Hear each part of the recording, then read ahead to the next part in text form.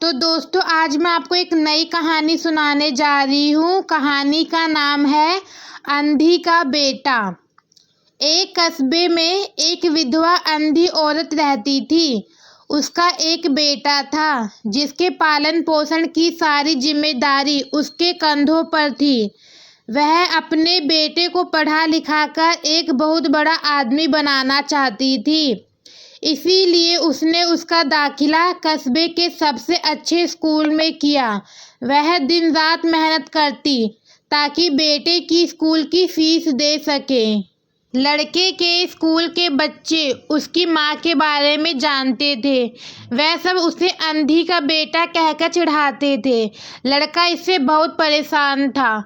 उसे अपनी माँ पर शर्म आने लगी थी। वह उसके साथ कहीं भी आने जाने से कतराने लगा था।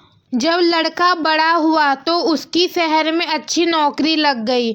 उसने अपनी माँ से वादा किया कि शहर में मकान लेकर वह उसे लेने आएगा, लेकिन वह शहर गया तो फिर लौटकर वापस नहीं आया। उसकी अंधी माँ उसका इंतजार करती रह गई। कई महीने बीत गए, लड़के की कोई खबर नहीं आई। अंधी एक दिन उससे नहीं रहा गया और वह बेटे से मिलने शहर पहुंच गई। पूछते पूछते वह बेटे के ऑफिस पहुंची।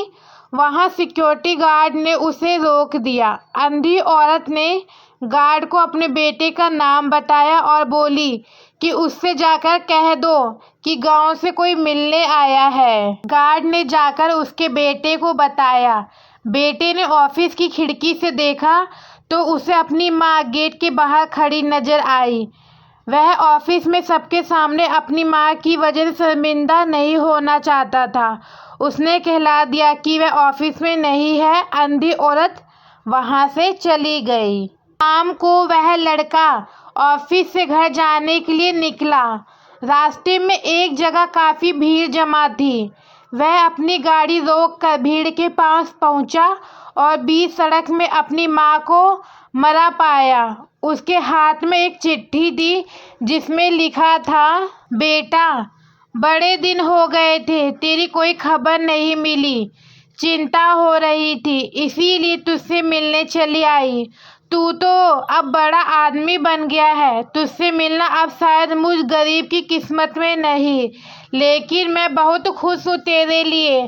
तूने अपना ही नहीं मेरा सपना भी पूरा किया। मलाल है कि तेरी तरक्की देख नहीं सकती।